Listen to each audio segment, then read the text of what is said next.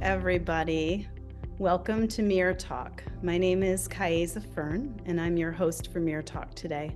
We are so glad to be getting together again. Today, we're going to be hearing from Richard Heinberg, and then we'll take questions from a few people in the MEER community. After that, we'll open it up for some questions from all of you in our audience. In case you didn't see, in our recent newsletter, Dr. Benjamin K.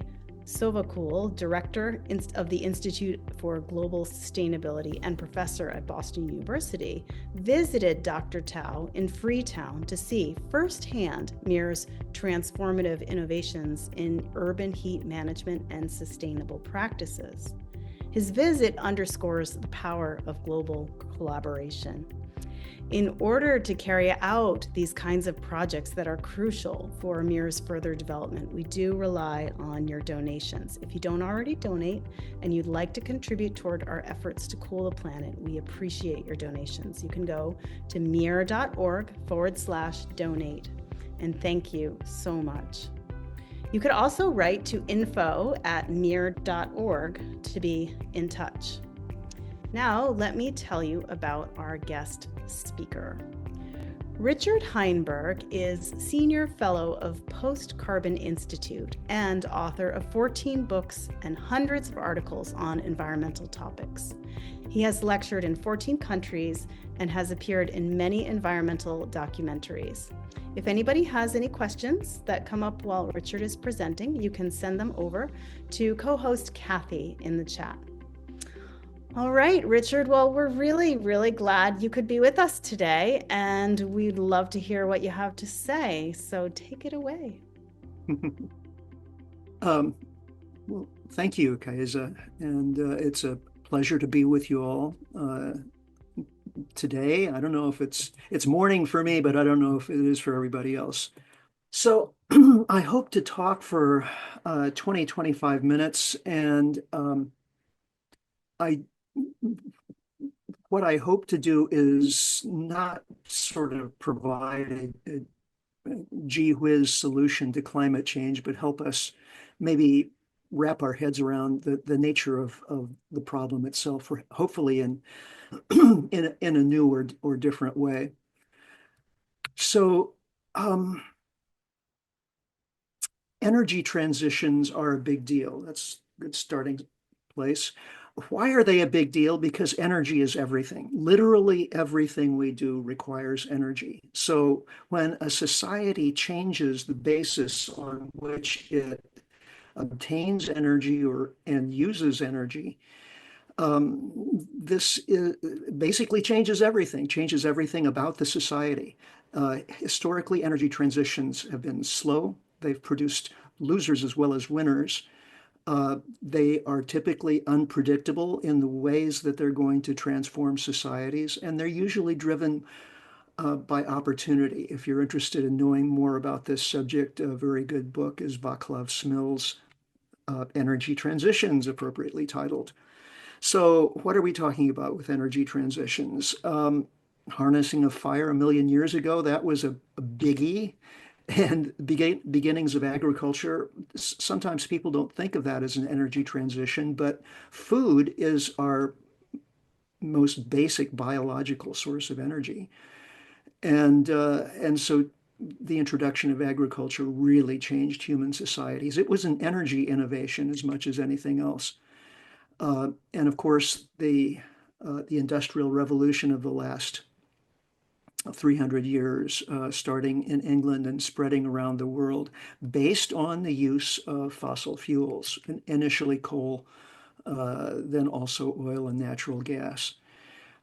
It's changed our home life. It's changed how we get around. And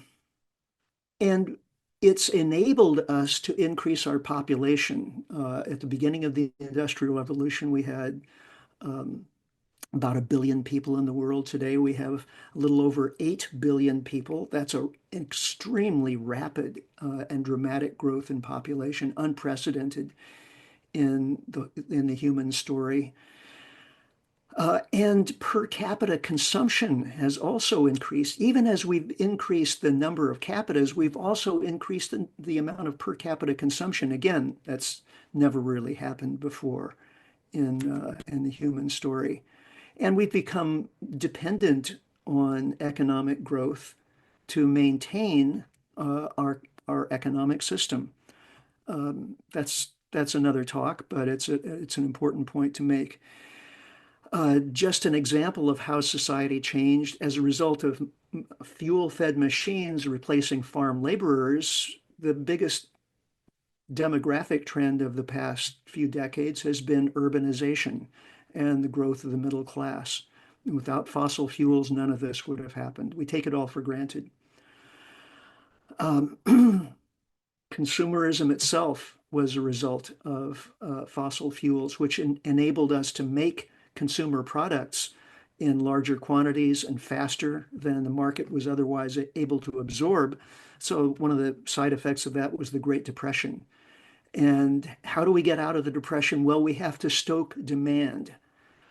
We have to think of citizens as consumers and encourage them to do their job as consumers to buy more and more stuff. And so the advertising industry, planned obsolescence, and so on, all a result of that.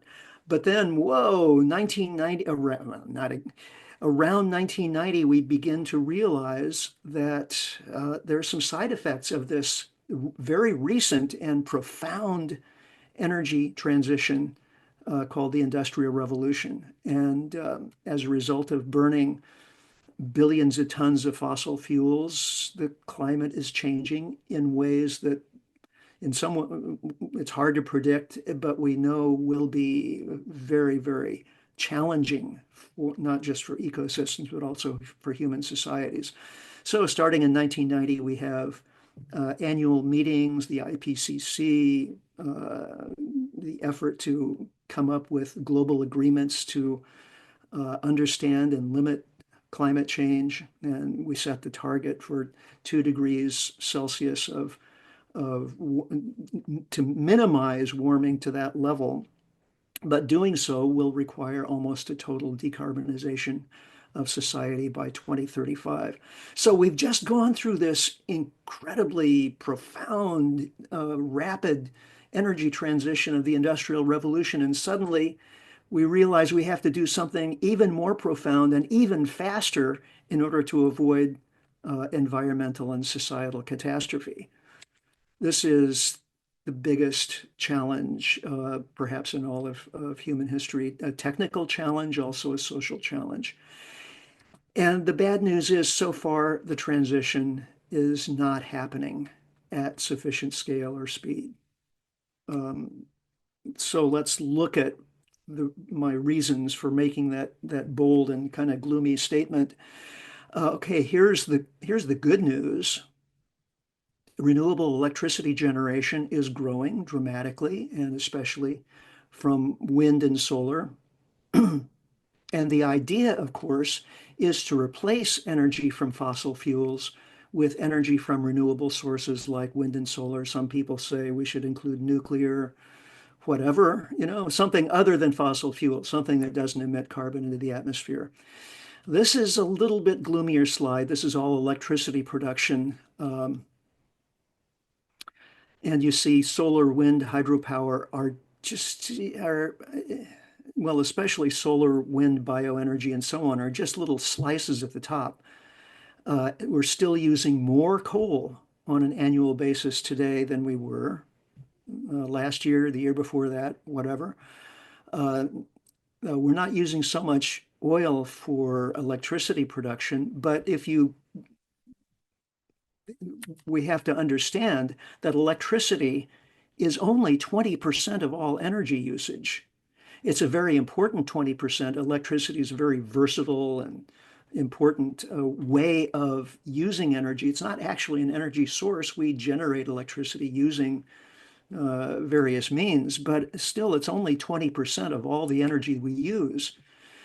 So here we go with all energy, and you can see we're still using traditional biomass, burning wood for heat and fuel as we were doing at the beginning of the Industrial Revolution. We're actually burning more of it now than we were then, but we've added coal, oil, natural gas, nuclear, hydropower, and all these other things, and they're all still growing as a result of population increase, as a result of economic growth. All of this is still increasing. So as a result, annual CO2 emissions are still increasing. So that right there tells us the energy transition is not succeeding so far. Um, CO2 as a percentage of the total atmosphere still increasing. We're up to around 420 parts per million now. And of course, we're seeing increasing temperature anomalies. Optimistically at the Paris meeting in 2015, it was agreed we'd try to keep warming to 1.5 degrees. Well, that's kind of out the window now. 2024, we were at 1.6 degrees C. So even 2 degrees is starting to look very optimistic. So what's the problem? Why aren't we able to do this? One is economic growth, which I've mentioned, the fact that society is hooked on growth. And if we're growing the economy, that means we're growing the amount of energy that we're using because it takes energy to do everything that we do in the economy. And most of that energy is going to come from fossil fuels because that's what's available right now. So economic growth is to blame, but also scale, sheer scale is the biggest hurdle. We use such vast quantities of energy. If we were to try to replace all of current energy usage quickly, the result paradoxically would be a big pulse in emissions. Why? Because manufacturing all of the infrastructure needed, not just solar panels and wind turbines, but alternative machines that use energy, whether it's heat pumps for heating buildings or electric cars, or on and on and on. Building all of that stuff requires energy, and we're talking about building a lot of new stuff really fast. So where's all that energy going to come from? In the initial stages, roughly 80% of it's going to come from fossil fuels because those are the energy sources currently available. One study suggests that it would be about 5 years worth of emissions at current rates that would be produced just by the transition itself, in addition to the energy that we're using for all of manufacturing and transportation and agriculture and so on. That's just kind of normal business. So that's not good news. So the title of this is, 7 steps to a real energy transition. So let's say, just for the sake of argument, that we really were serious about doing this energy transition. What would it actually take? So let's see. Somebody else might come up with 8 steps or 2 steps or something, but I think all of these steps that I'm proposing are really essential in one way or another, however you characterize them or group them. Step 1 is just capping global fossil fuel extraction, and it would have to be a global treaty, and then annually lower the cap. It's really, really simple. That's if you want to reduce greenhouse gas emissions, that is the way to do it. I wrote a book back in 2007, and it wasn't my idea. I was using the ideas of some other people at the time about how to create a kind of global treaty along these lines. I was framing it around the problem of peak oil rather than climate change, but it's basically the same thing. Step 2, manage energy demand fairly. So if we're reducing the amount of energy available, then we have to manage the demand for that energy. Otherwise, the economy is going to go haywire. And there are ways of doing that. And smart people have been thinking about it again for roughly 20 years or so. And here's a a little picture of what the market for tradable energy quotas might look like. Tradable energy quotas, British idea for how to uh, basically ration energy as a scarce resource under conditions of an energy transition. Okay, so if you're going to introduce rationing, that means you got to do some communication. You've got to help people understand, why is this happening? Why should I participate? Why is it a good thing? It's going to require sacrifice.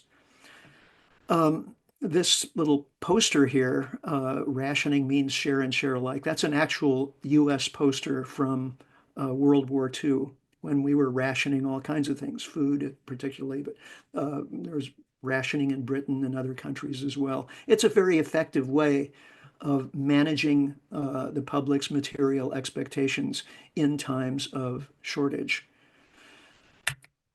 Step 4, aim for population decline. Now, I mentioned earlier, population has grown by 800% since the start of the Industrial Revolution. It's still growing by around 70 some million people per year, which is not negligible. And as we grow the population, it makes it even harder to solve the climate problem, because all those extra people are going to want all the services that everybody else is enjoying, and that requires energy usage. So if we want to reduce fossil fuel usage, then we have to reduce energy usage through rationing and public education. But the whole thing becomes much easier if population is declining at the same time. And the good news is that's going to happen. And it's already happening in a number of countries, including Japan, China. US population is mostly growing through immigration right now. And many economists and mainstream media outlets are, raising the alarm and saying, oh my gosh, population is going to start declining. This means huge challenge for the economy. So, no, this is an opportunity. It's going to happen one way or another over the course of this century. So we should welcome it as a way of helping in the energy transition. Step 5, target technological research and development to the transition. Okay, we love technology. Technologies deliver returns on investment, profits, easier living in various ways, and so on. But we've been targeting technology solely to the profit principle. Whatever technology is profitable, that's what we're going to introduce and support in various ways. Well, as a society, we have this huge priority right now that overrides profit or convenience or anything else, really. So we have to target technological innovation specifically to the transition.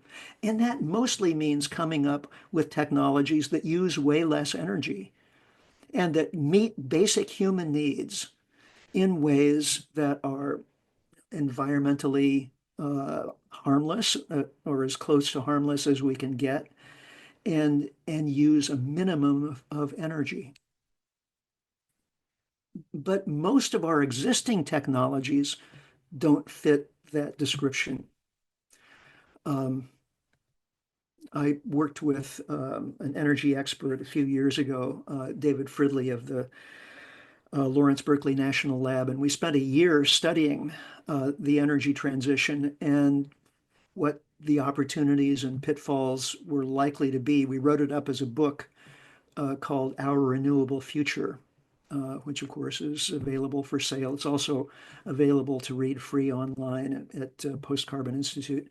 But anyway, what David and I did was go around from sector to sector, including transportation, heating and cooling, construction, agriculture, and try to identify what the easy bits would be and the hard bits for the transition. And it turns out that a lot of technologies are in the sort of easy category, like electric cars. We're building electric cars now in larger numbers. It's kind of a no-brainer. It can be done. There are some hurdles and drawbacks, materials, lithium, etc. Manufacturing is not an environmentally friendly process, and so on. But there are technologies that are going to be a lot harder to decarbonize, such as commercial air travel. There, of course, the aircraft industry is right now spending a lot of money trying to come up with uh, airliners that run on sophisticated biofuels or maybe hydrogen or something like that. But the transition is going to be very, very difficult, much more difficult than just trading your gasoline-powered car for an electric car. Realistically, the commercial aviation industry has got to shrink and shrink pretty dramatically if we're going to do the energy transition. Uh, People don't like to talk about that, but it's the reality. And there are a bunch of other technologies that are in that same category. Making cement, yeah, there are ways we could make cement without, super high heat produced by fossil fuels. But right now, almost nobody's doing it. There are some pilot projects, but ramping all of that up by 2035 because concrete is the foundation of modern industrial civilization, quite literally. And we use billions of tons of it a year. So finally, we've got to take some of the carbon out of the atmosphere that's already there. And nature has ways of doing that. But right now, what we're doing with climate change and with many of our industrial processes is actually hindering nature from capturing as much carbon as it could. Nature is on the retreat, and we need to help nature uh, return. We need to restore natural systems, especially in ways that capture a lot of carbon. And in many cases, that's going to be land use dispute. People would like to use more land for highways, shopping malls, parking lots, uh, industrial agriculture, whatever. Uh, and restoring nature is going to require turning over more and more land to ecosystems. So none of these seven steps are really happening now, certainly not at scale, and none of them is going to be easy. All of them are going to be contentious and controversial. So I'm going to end with this kind of summary of where we are, and it's a bit gloomy, I have to say, but I think it's important that we understand where we are. So we're not just fooling ourselves with a lot of wishful thinking. Right now, our choice is between policies that would work. These seven steps that I've outlined for you would work to reduce greenhouse gas emissions and engineer an energy transition that we could all survive and all live with. But it would require sacrifices. And because of those sacrifices, each and every one of those steps is currently a political non-starter. Or, on the other hand, we could choose policies that are politically acceptable but won't work. And so far, over the last 20, 30 years of governmental work on the problem of climate change, that's where all of the attention has gone. We'd all like to think that there's a third choice, something that would be politically acceptable and that would really work. But what if there isn't one? I raise that just as a point of discussion because we don't like to go there. We modern humans love to have answers. We love to have solutions. We're real solutionists, but all problems don't have solutions. And if we don't have an acceptable solution to this problem, how do we get through this? How do we respond to it? What's a responsible human attitude? What do we do with our lives in this context? So those are huge questions, and uh, they deserve a lot of thought. And I'm not the only one raising those questions, but I think it's important that we give them attention. Okay, so that's it. That's my presentation, and just point out that my organization, Post Carbon Institute, has an organizational website, open website called resilience.org that's interesting to look at. And all I have hundreds of essays available in something called Newsletter, which is at richardheinberg.com. So if you want to find out more about my particular work, that's the first place to go. So that's it. Okay, fabulous. Thank you, Richard. We are next going to bring on a couple of people from the MEER community who would like to ask you some questions. And just a reminder to our audience, you can send your own questions to Kathy, co-host, in the chat. So first we're going to bring on Herb Simmens. Herb Simmens is a longtime climate leader. He has co-founded 3 climate action groups and is the author of A Climate Vocabulary of the Future, which has been called a science poem and a prophecy by the noted author Kim Stanley Robinson. And by the way, I'll just mention that Herb gave a MEERTALK about this, this climate vocabulary of the future just 1 year ago. So you can look that up on YouTube. Herb serves on the steering circle of the Healthy Planet Action Coalition, an international group committed to restoring a safe and healthy climate, and on the board of the Climate Emergency Forum. And most importantly, he says he's a huge fan of MEER. Thanks, Herb, for your support. So thank you for coming. Well, thank you, Kaisa.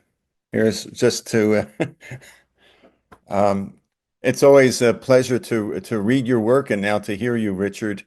I like that you focused on and said this is about huge questions because this is a time, and I think in our evolution when questions have to be huge. And I so appreciate that you're willing to step out into that world to begin to suggest answers. And as was alluded to in my book, I don't think I've quoted anyone more frequently than I did you. The term that you came up with, power down, from a book from 22 years ago. You're really at it for a long time. And just one quick quote, which I think is consistent with what you said, that I quote you in the book. So you're saying, so in effect, renewables are functioning as a parasite on the back of the older energy infrastructure. The question is, can they survive the death of their host? So wonderful quote, and thank you for that. Um, it strikes me, I really sort of have a meta question, not about anything specific you said, but in the course over the years of listening to you and other folks who have a perspective that the transition is not guaranteed. It may have extremely challenging constraints and may even be impossible. Um, and then I hear, of course, the mainstream, which is, of course, we can do this. We just need the political will. That's the only thing that's missing is political will. And, people like scholars and activists like Saul Griffith with his book Electrify, Mark Jacobson, his work in California, basically showing how every country and state can easily sort of decarbonize relatively easily. I guess you would call it green growth. That's one term for it. And then the other side are folks like yourself, and I don't mean to put you in this exactly the same category because everybody has a different perspective, but Bill Rees and Nate Hagans and Simon Michaud and Derek Jensen and Alice Friedman and folks like that who really point out data-based analyses that show the challenges and maybe even the impossibility. And how do we label them as a degrowth? I called it to do it right, smart degrowth. So my question is really, and in the course of all these years, I have almost never seen any direct dialogue between these two camps. I look on YouTube, I look at papers, I look at books, I look at articles, and it seems like you're all talking to each other. They're talking to everybody because they have the mainstream view. And it seems to me one way maybe to get your views and those of your colleagues better known is to figure out ways to engage with these folks in forums. So it's a three-part question. Sorry for the long intro, but first is, do you agree that there is this sort of divide and lack of communication? I hope you'll say you don't and show me ways where those communications have occurred. But if you do agree, would it be beneficial to start finding ways to do those kind of dialogue? And thirdly, would you be willing to help myself and others to try to make that happen? Well, yes and yes. I well, no, yes and yes, I guess. Uh, uh, I don't see that kind of cross conversation happening currently. I think you're absolutely right about that.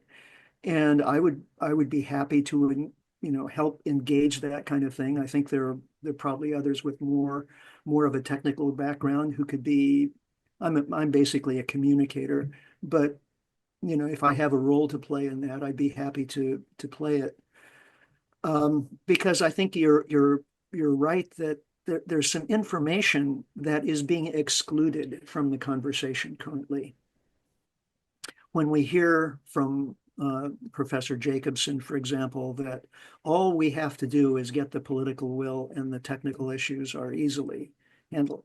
Well, that's, you know, I've spent some years studying this, and I Exactly. just don't see that as being true. And there's some pretty good reasons, and there are all these folks who are working in key industries who I think kind of agree with me on this. So yeah, the folks on the energy transition is easy side, I think, are maybe a little less likely to want to engage because from their perspective, what they're doing by sugarcoating the problem is a good thing, right? Because we have to motivate people and motivate them to do the right thing, to give support for politicians who are then going to make tough choices about subsidizing renewable energy and regulating fossil fuels more stringently and so on. And so if you want that public support, you've got to tell a story that is, we have a problem, but we can fix it and we have the solution and here it is.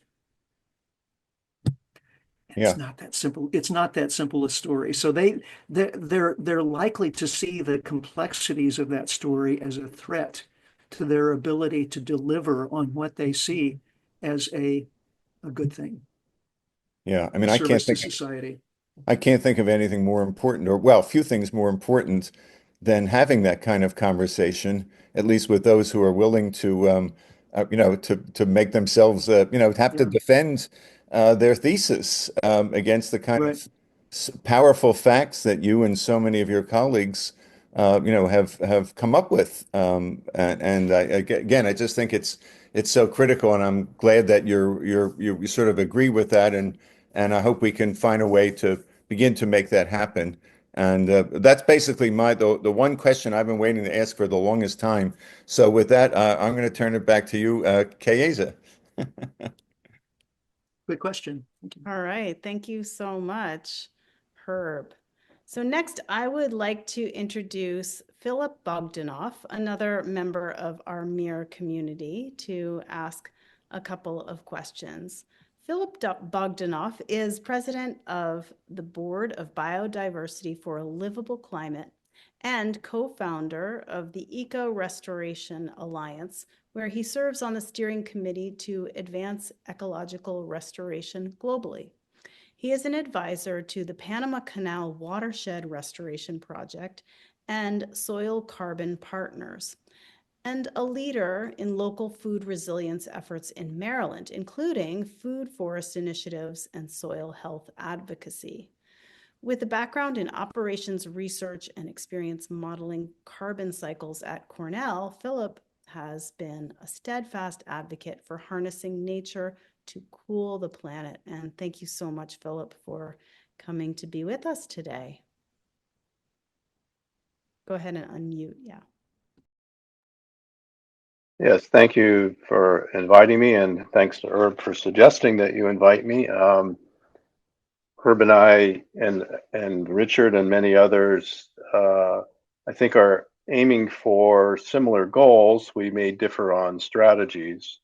And I've always found Richard very good at articulating the thoughts in my head, and he's done that for decades. And I what can I say? The cheer is not quite the right word, but your 7 points all make great sense. And in some cases, you've written books to elaborate on them. I think oil depletion protocol, I would recommend to anybody to kind of delve into that if you're looking at justice issues about how we, shepherd the remaining drops of particularly fossil energy as we enter the next decades in particular. I guess I'd like to acknowledge the difficulty of those, and while they make sense, they're, as you say, none of them are really happening at scale. And I don't know that we have a lot of time left to build movements to make them happen at scale. I think Richard might agree there. I'm reminded of a recent update that Johan Rockström did about 10 days ago of his sort of summary talk. It's only about 20 minutes long, but he's one of the people that invented the planetary boundaries concept, looking at where Earth is, where humanity is on Earth, and sort of taking care of the Earth. And we've exceeded 6 of the 9 boundaries, climate being only one of them. Biodiversity loss, toxins in the environment, many others have already been exceeded. I think we are looking at some very difficult and hard and potentially rapid changes in the next decade, if not sooner. I think especially around food production, as the cost of fossil energy increases and its input into agriculture, both diesel fuel for tractors and trucking, as well as natural gas for fertilizer. We're also seeing rapidly growing impacts on growing regions due to heat and drought and floods.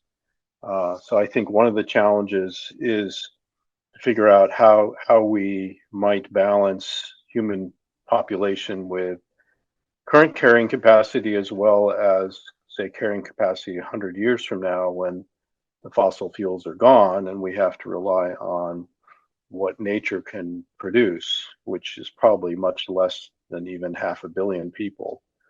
So I'm curious, Richard, if you can help us understand, one, why we are so addicted to this energy source. I think energy density is part of the issue, and its qualities that make it hard to relinquish. And we're not likely, I don't think, to be able to curtail the emissions side of it. I think nature and geology and those kinds of limits are probably going to be the forces that move us in the direction of using less. And we will not have, I don't think, been able to scale, for many different reasons, the renewable side of that.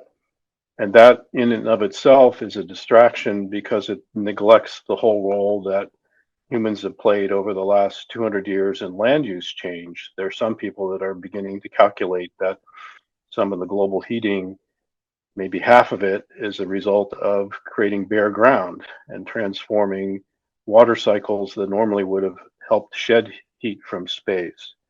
So I guess my question is, given what's coming, what are and the hope for but unlikely to be realized seven steps, where do you think the rubber is going to hit the road in terms of what we're really going to be faced with, and how should we prepare ourselves to I guess steer things in the best direction possible? You're probably aware of the term, we don't have a problem, we have a predicament. Problem has a solution, a predicament only has different outcomes.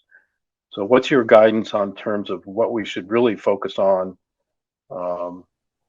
in terms of the best outcomes?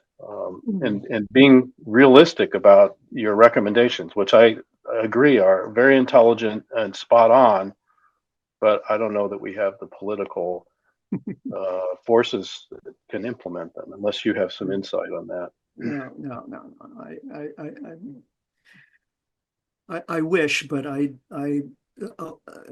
those 7 steps have been on the table for a while. It's not as though I or somebody else just came up with them last week, and all we have to do is tell the world about them, and suddenly everyone's going to jump on board.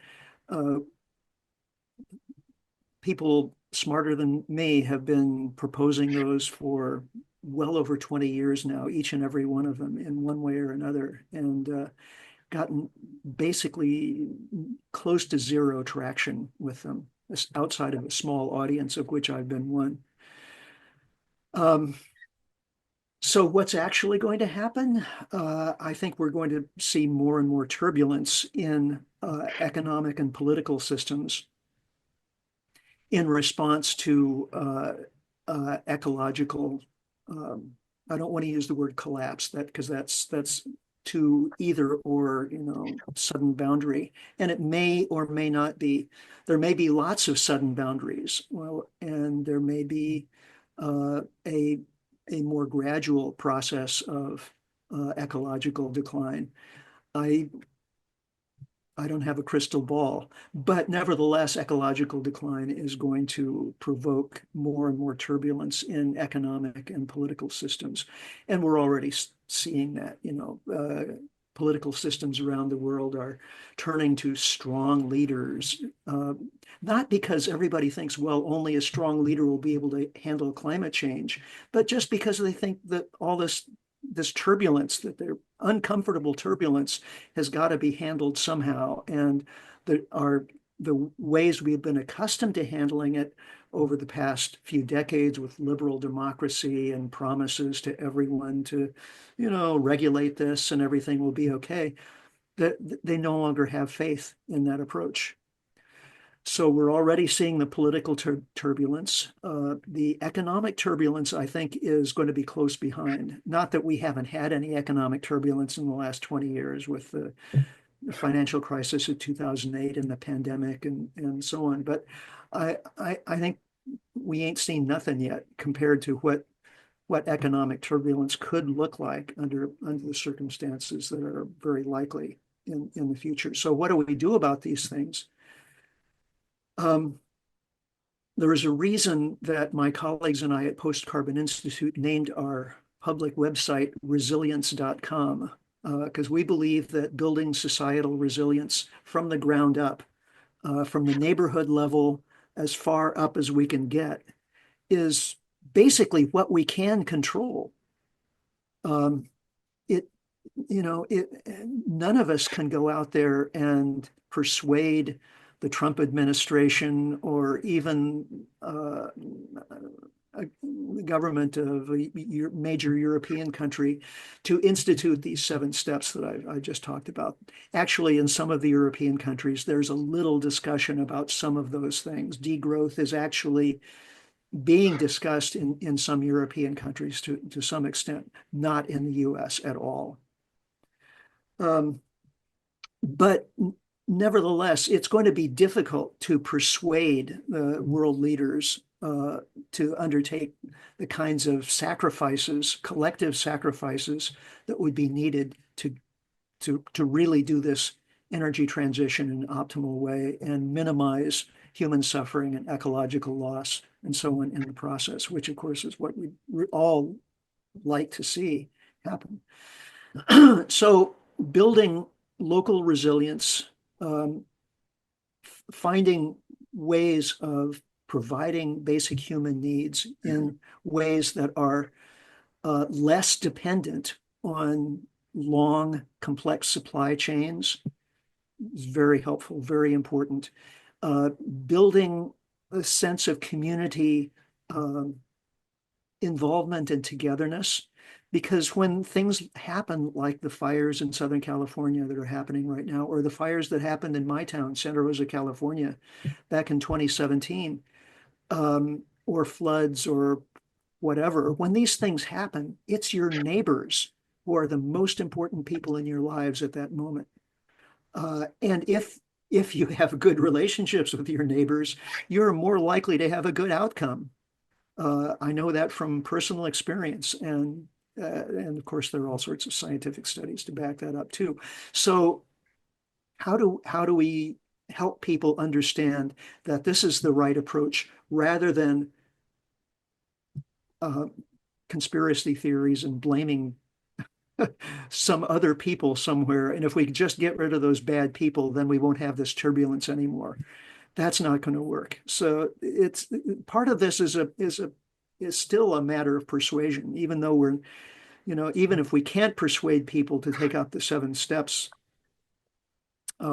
we hopefully it's going to be easier to persuade more people that we need societal resilience at a granular scale, starting at the household and neighborhood, and working our way up, and building that resilience in a way that lays a groundwork for how we can live perpetually in a more sustainable way. Long answer, sorry. No, thank you. I gave you a long question, but if I could follow up on your 4th point, the population decline recommendation. A number of us, some present in the audience here, think that we are going to be faced with an inability to feed 8 billion people. And there are, both natural, very ugly, results from that, or humanity potentially could be proactive. I'd like to touch on, I hadn't seen your curves for China and India. I know I've been tracking the headlines of, I think there's more than half of the nations around the world are at or below replacement levels.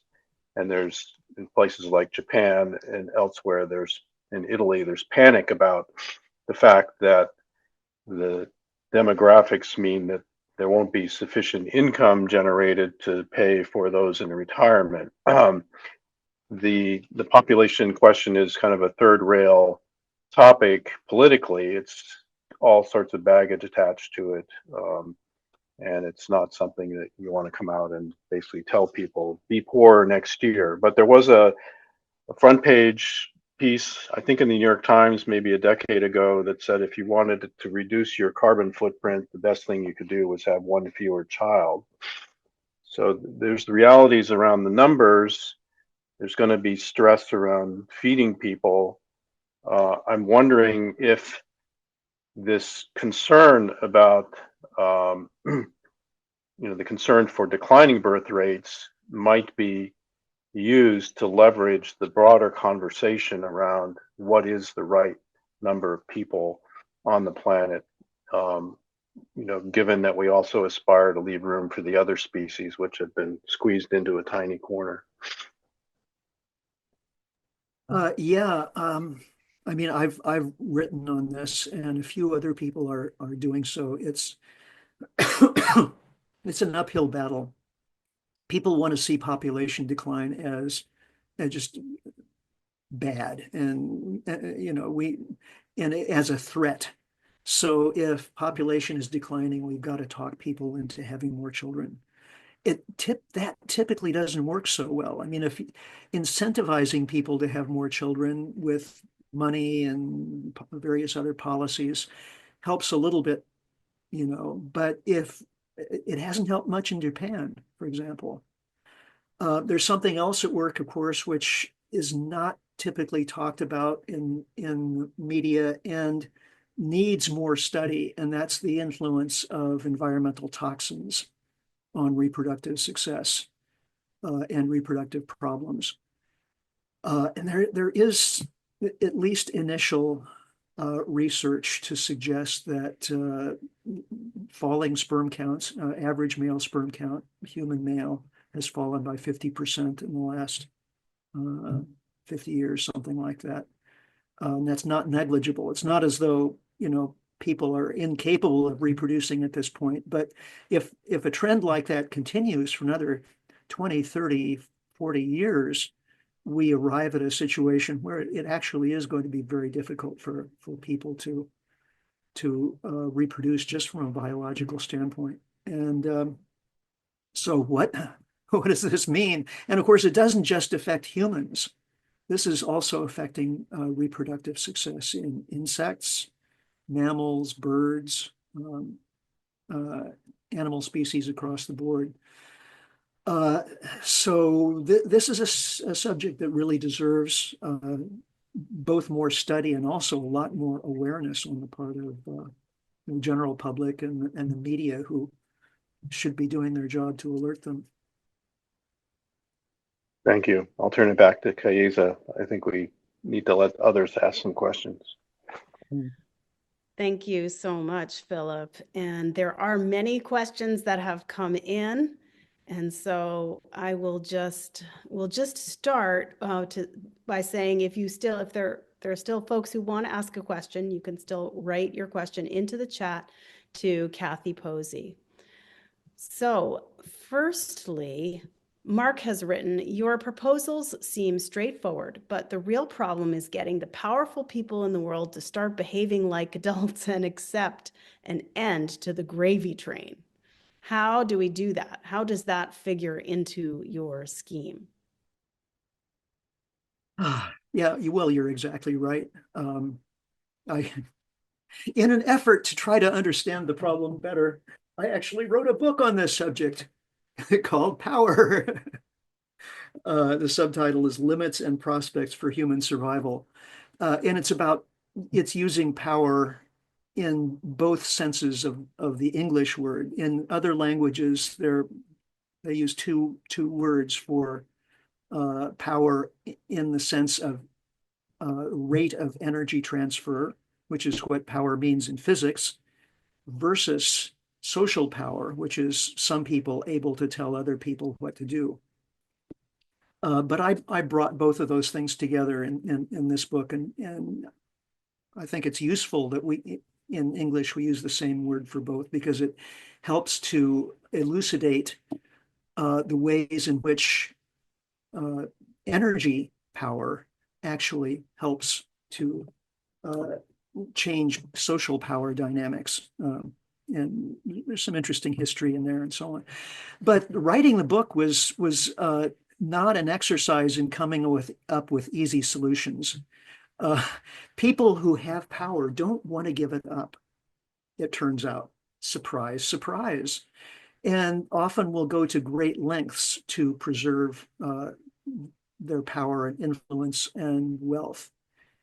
And of course, we have a very lopsided situation globally from a social standpoint, where we have more and more billionaires, but the people at the lower percentiles of wealth and earning are experiencing stagnant or declining standard of living. So this is a very just on its own, this problem of increasing economic inequality is a big problem. Peter Turchin, who's I don't want to go off on a tangent here, but he's done some really important work on social change. He started out as an ecologist studying ecological systems change, and then started looking at human societies using the same kind of data-based analytical approach. And he became convinced that increasing economic inequality is a big factor in political and societal collapse. So the fact that as we're seeing this climate change crisis accelerate and start to overwhelm us, we're also seeing an increase in global economic inequality is very worrisome, because it means it's even less possible for us to address these big ecological and environmental problems, because we can't muster the collective will, the willingness to cooperate and to sacrifice in order to solve a really big problem. It becomes harder because of the problems of power. So how do you how do you get rid of power, or how do you balance power? We have the fundamental ability, because in the book I introduce a concept called the optimal power principle, which is at work throughout nature, where rather than just continuing to accumulate power, natural systems go through processes of rebalancing. And human societies do the same. Even modern industrial societies have gone through periods where, we've introduced progressive taxation to tax the rich more, and to provide social services for those less advantaged, and to institute environmental regulations and so on. All of these as ways of tamping down excessive power concentration in all of its deleterious forms. But it's a tough slog, because there's so much power available to be concentrated now as a result of these last 200 years of fossil fuel, easy, cheap energy that enables people to build wealth and influence new technologies, communication technologies, from radio all the way to social media, that help people accumulate more social power. It's a really tough problem, and there's no easy answer. We need to take power seriously as a society, and really concentrate on those ways of diffusing it. And once again, it's one of those problems with not an easy answer. Right. And just for those folks who don't know, you mentioned Peter, what was the last name of who Peter wrote Turchin, Oh, right, Turchin. Yeah. Peter Turchin. Okay, wonderful. I have Yeah, I all have of his heard books that here, name. but I don't have one right at Okay, hand. wonderful. So here's a question from Jonathan. Humans evolved in a natural environment where one animal had the strength to do work toward its survival and that of its offspring. When we harnessed the horse, we could suddenly do the work of 10 men under the control of one person. Now, with a big truck with 500 horsepower, one person can do the work of 5,000 people from the control seat of the truck. Have you considered a rationing system that limits the personal use of extreme levels of horsepower or watts, where 750 watts is 1 horsepower equivalent? Yeah, what a great idea. And there are some ideas out there for the 2,000 watt society. I think it was a fantastic idea I ran across as I was the watt, of course, is a measure of power in energy terms. So a 2,000 watt society where everybody got to use that level of power. Obviously, for certain purposes, you need more power to do certain things, but that's the kind of thinking that I think would help us get into a sustainable situation, socially as well as ecologically. Right. Here's a question from Cam, and Cam asks, how are they measuring 1.6 degrees Celsius that we're at? Because you mentioned about how, well, we were really past Yeah. 1.5. And what's the source that people can find that at? Because I know it is often quoted, and yeah. Right. Yeah, they're What's different. the most direct source for that? Yeah, different organizations have come up with different answers to that question. Berkeley Earth, Berkeley, Berkeley Earth, has probably the most pessimistic measurements. And of course, I'm sure they would defend theirs as also being the most accurate. But according to Berkeley Earth, we've been above 1.5 degrees for over 2 years now. So I know that NOAA does its own independent measurements, and some European organizations as well. I'm not an expert on this. Right. Okay. Louise is asking, she has 2 questions. Is there a list that exists of the policies you mentioned that would work, but are political non-starters? Well, I mean, those seven, those are basically baskets of policy. Each one of those is with the possible exception of the first one, like the depletion protocol or the, you know, agreement to limit fossil fuel extraction. I mean, that could be done all in one go. And that could just be one big conference and get her done theoretically. I mean, likelihood of that happening is very low. I don't know of an exhaustive list that anybody's compiled, but if you're interested, you know, shoot me an email, and I have there, I can't remember his name right now, but there's a guy we work with who uh, has spent the last 5 years compiling a kind of, not a lexicon, but I forget the word he uses. It's like a taxonomy. Yeah, that's it. Of uh, of the problems and solutions of this whole ball of wax, the ecological predicament that we find ourselves in, and I think that's actually up on the internet somewhere, so I could direct you to that. Okay, great. And then there was the question, second question, are you aware of groups that are pushing to change these policies at the local level in some kind of organized way? Yeah, I did some work along those lines back along the way, working with the Oakland City Council, and we got a little ways. And then, of course, part of the problem with politics is that elected leaders go away, you know, and get replaced, and then you've got to educate the next generation of leaders, and so you're kind of always starting over again. But there's the transition network, if you're not already aware of it. It started out as the Transition Towns back in 2007 with a brilliant permaculture teacher named Rob Hopkins. And in starting in Britain, but then working in other countries really around the world, they've some of their uh, projects are just purely, you know, people working in their neighborhoods and not even attempting to work with local governments, but very often they have worked with local governments on projects. And so that's a useful place to start, or to get some information.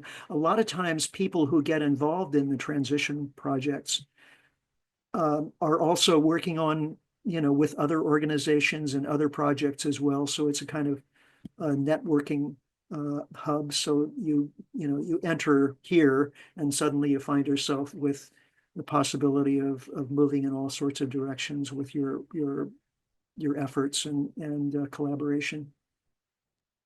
Great. Okay, thank you for that. Bob is asking if there is no choice to follow in the future that are both politically acceptable and that will also work, isn't that the definition of the requirement of the collapse of global industrial and consumer civilization? And then Bob is mentioning the danger of what we call techno-hopium. Who will force, either violently or otherwise, oil producing, well, hopefully not violent, but oil producing countries to comply with the voluntary treaty that is not in their economic interest? Right. Yeah. Well, we're back to the question of power again. And it's not always just individual people with power, billionaires and so on. It can also be geopolitical power. It's very, as the questioner says, it's very hard to convince a country like Russia, for example, that obtains most of its wealth from oil exports and natural gas exports, to reduce its oil production and natural gas production. Now, as somebody who's spent most of my adult life thinking ecologically or trying to, this net has never made sense to me, because it's like, you know, Trump says he wants to increase US oil production and fossil fuel production. basically that's a policy of drain America first. Because as we extract these materials and burn them, there's less available for future generations for whatever purpose. I mean, maybe they just want to use oil as a lubricant or as a chemical feedstock or something like that. Maybe they don't want to burn it, but it's not going to be there because we will have extracted all of it and burned it. And so, the sensible thing, even if you value these resources and think that oil is a good thing and natural gas is a good thing, coal is a good thing, the sensible thing to do is to use them in a conservative way and keep some around for later. But of course, that's not how capitalism works. That's not how the market works. The whole, it's all short-term thinking. Get rich now and have faith that there's going to be a next big thing somewhere down the road that will enable somebody else to get rich. But that's not my problem. My problem is getting rich now. So how do you change that thinking? I wish I had a magic pill to put in the water supply. Okay, we have just a couple more questions if you have time. Sure. Mhm. Okay, so Gordon says, thank you, Richard, for this important summary that amplifies this urgent topic. My question is on the challenge of a third option. My proposal is to challenge the global philosophy or philosopher community to directly engage with both the politically elite and their communities as an alternative, or better still, in partnership with the global environmental scientific community on the existential threat, and draw on the universal wisdom that currently exists to awaken the minds and hearts in time to prevent the current sleepwalking and nightmare scenarios that are haunting everyone, and the youth, etc. So it's a question about, shall we be challenging these philosophies themselves? Yes. And it sounds like a really noble effort. Count me in. Yes, I mean, I think the intellectual elite are really failing us right now too. And of course, that I think there's a widespread sharing of that assessment.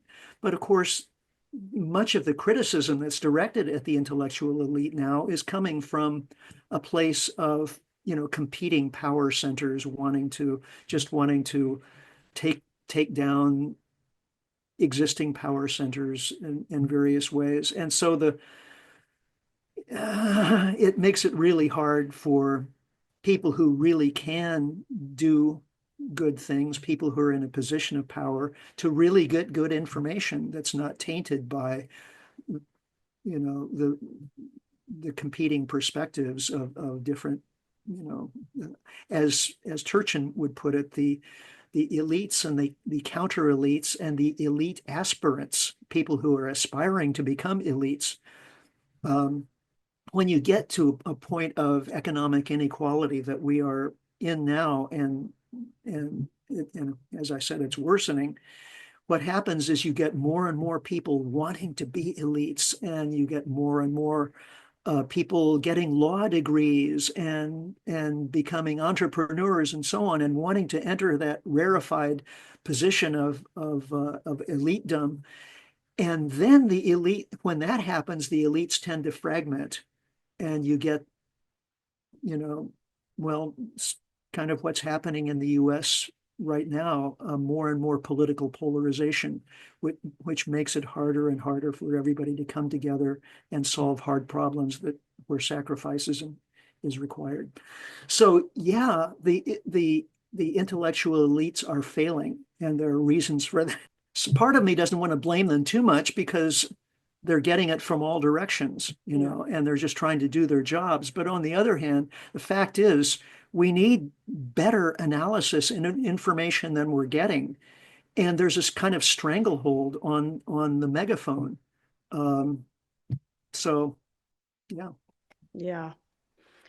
Well, a note has just come in, just a comment about, something we've been talking about previously about policy change. And there are organizations, of course, who are working on changing government policies, and they're, doing work. 350.org is one that was mentioned, but there are, many organizations that are really working at that. So I have just one final question. And this is from Jim from Alliance for Regional Cooperation. Richard's presentation is the first I've experienced that explicitly mentions urbanization as a facet of the climate catastrophe conundrum. Might there not be a way to transition human settlement patterns so that we conserve and generate energy in community-based, low-impact ways? What are your thoughts on that? Yeah, great question. My colleague, Jason Bradford, who's the president of the board of Post Carbon Institute, is also a former research biologist, current organic farmer. And he's written a really wonderful paper called The Future is Rural. So if you go to postcarbon.org and look on publications, you can find a link to a free PDF download of The Future is Rural. And he makes, I think, a very compelling argument that urbanization has proceeded to unsupportable, unsustainable lengths. And during the course of this century, that trend of urbanization driven by cheap concentrated energy is going to reverse. And we need more people on the land as a percentage of the overall population. We need a smaller population, but that population needs to be more distributed and more ecologically aware of how to produce food in ways that that enable other species to continue to thrive. Yes, indeed. Well, we want to thank you again, Richard, for coming and talking on MEERTALK, for furthering our climate education. I really loved how you emphasized the importance of building resilience through knowing our neighbors and working together as communities.